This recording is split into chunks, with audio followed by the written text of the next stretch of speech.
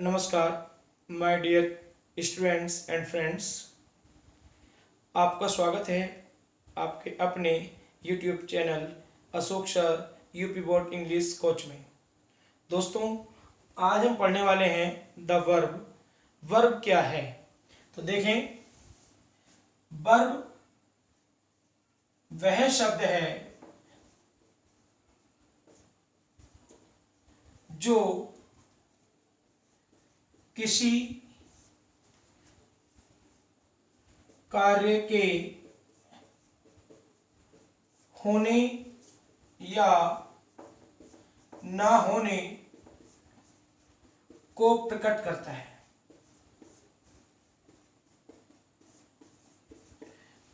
मतलब अगर किसी सेंटेंस में वर्ब दी है तब उससे यह पता चलेगा कि उसमें कार्य हो रहा है अथवा नहीं हो रहा है। जैसे एग्जाम्पल आप देखें, मैंने लिखा राम गोज। ये गोज जो दिया हुआ है, गो प्लस ईएस, गो फर्स्ट फॉर्म है गो की। गो फर्स्ट फॉर्म है जिसका हिंदी अर्थ होता है जाना। तो मित्रों, अगर हम यहां से गोज को हटा दें तो केवल रह जाता है राम। अगर केवल राम पर हम सेंटेंस खत्म करते हैं तो ये एक सेंटेंस नहीं है, ये गलत है। अब इसका मतलब यह है कि सेंटेंस तभी होगा जब उसमें वर्ब होगी, या हम इसे इस प्रकार भी कह सकते हैं कि बिना वर्ब के सेंटेंस नहीं बनाए जा सकते। मित्रों, वर्ब 4 प्रकार की होती है।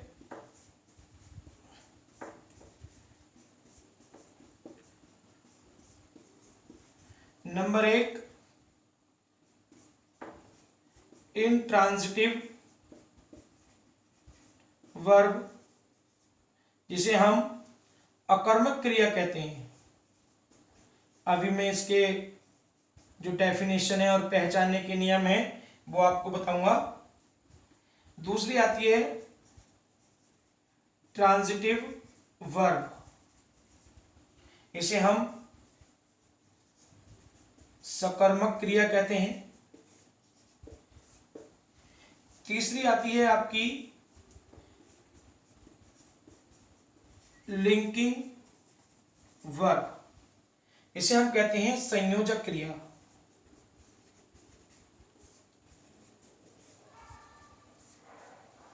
और चौथी आती है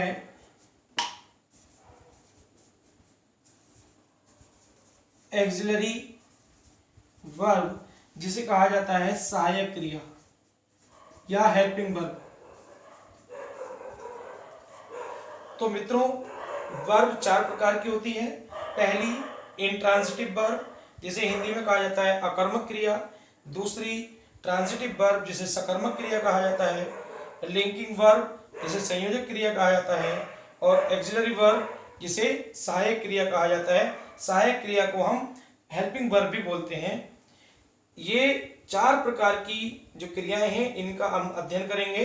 4 प्रकार की वर्ब का। आप तब तक इसको नोट कर लें।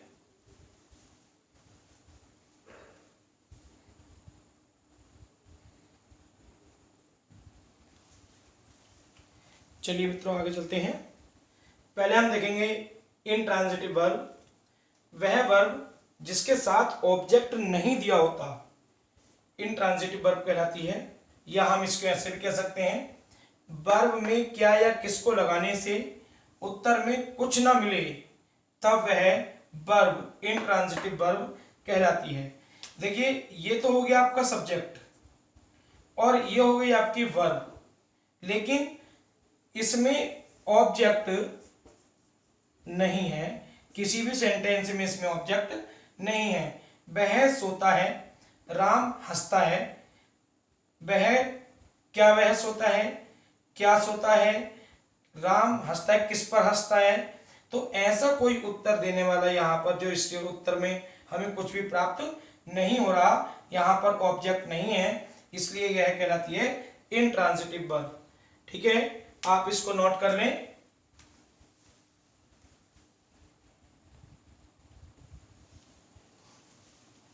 तो मित्रों, आगे चलते हैं।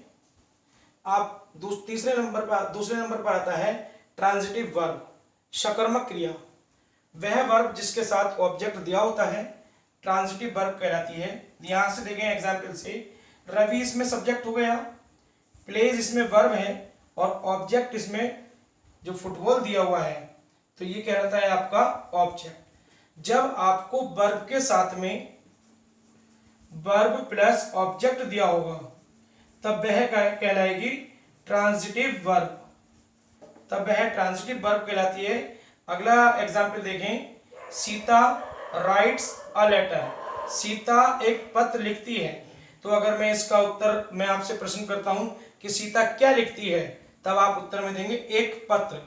तो यहां पर उत्तर में आपके प्राप्त हुआ एक पत्र। ऐसे ही बीट्स मी, वह मुझे पीटता है। अगर मैं आपसे प्रश्न करता हूं कि वह किसको पीटता है, तब आप मुझे उत्तर देंगे वह मुझे पीटता है। तो यानी अगर आपको उत्तर में क्या या किसको के उत्तर में आपको कुछ प्राप्त होता है, तब वह कहलाता है ट्रांजिटिव वर्ब। या मैं इसको ऐसे भी कह सकता हूं कि अगर हमें वर्ब के साथ में ऑब्जेक्ट दिया है तब वह कहलाती है ट्रांजिटिव वर्ब। इसको आप नोट कर लें।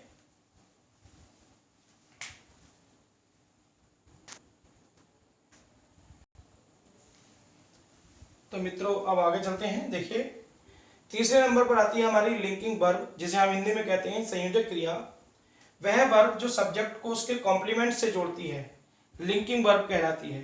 देखिए वर्ब आपने इस तरह से ही पढ़ी होंगी, is going, was playing, has done. लेकिन ये लिंकिंग वर्ब यहां पर नहीं है, क्योंकि ये जब मेन वर्ब के साथ में जुड़ जाती हैं तब ये कहलाती हैं एक्सिलरी वर्ब। लेकिन जब ये अकेली यूज होती हैं, इज, वॉज या एम या आर, और उसके साथ में कोई मेन वर्ब नहीं होती, सीधा कॉम्प्लीमेंट होता है, तब वह कहलाती हैं लिंकिंग वर्ब। इसीलिए ये इसकी डेफिनेशन बनती है कि वह वर्ब जो सब्जेक्ट को उसके कॉम्प्लीमेंट से जोड़ती हैं, लिंकिंग वर्ब कहलाती हैं। इनके साथ में मेन वर्ब नहीं होती है, उनकी कोई अवस्था नहीं होती, क्योंकि is, was, were, am, are यही पूर्ण वर्ब का कार्य करती हैं। समझ लीजिए आप इसको और नोट कर लें।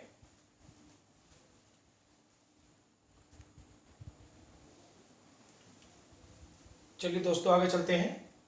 नेक्स्ट आती है आपकी एक्सिलरी वर्ब, सहायक क्रिया, जो बस मुख्य क्रिया के को टेंस बनाने में सहायता प्रदान करती हैं, एक्सिलरी वर्ब्स कहलाती हैं।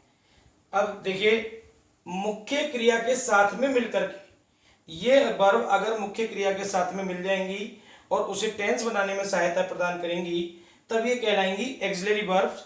इसमें एक्सिलरी वर्ब्स भी दो प्रकार की होती हैं, एक तो प्राइमरी एक्सिलरी वर्ब और दूसरी मॉडल एक्सिलरी वर्ब। स्टूडेंट्स यहां तक ये आपकी सभी प्राइमरी एक्सिलरी वर्ब्स हैं, इसमें डू, डज, डिड भी आता है। और चलिए मैं यहां नोट कर देता हूं।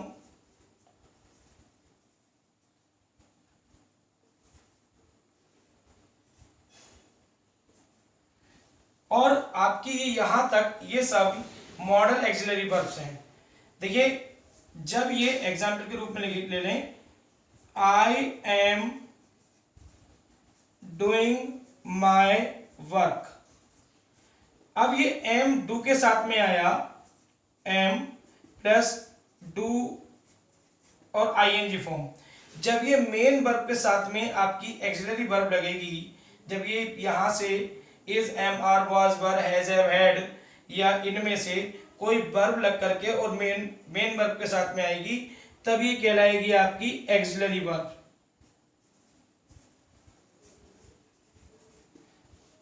जैसे दूसरा एग्जाम्पल ले लें, he has gone to school.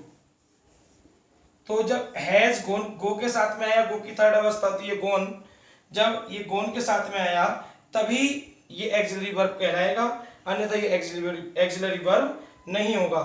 तो मैं समझता हूं आपने यहां से टाइप्स ऑफ वर्ब समझ लिया होगा। वर्ब क्या होती है, कितने प्रकार की होती है, ट्रांजिटिव वर्ब होती है, इंट्रांजिटिव वर्ब होती है, लिंकिंग वर्ब होती है और एक्सिलरी वर्ब होती है। एक्सिलरी वर्ब के दो पार्ट होते हैं, model axillary verb and primary axillary verb.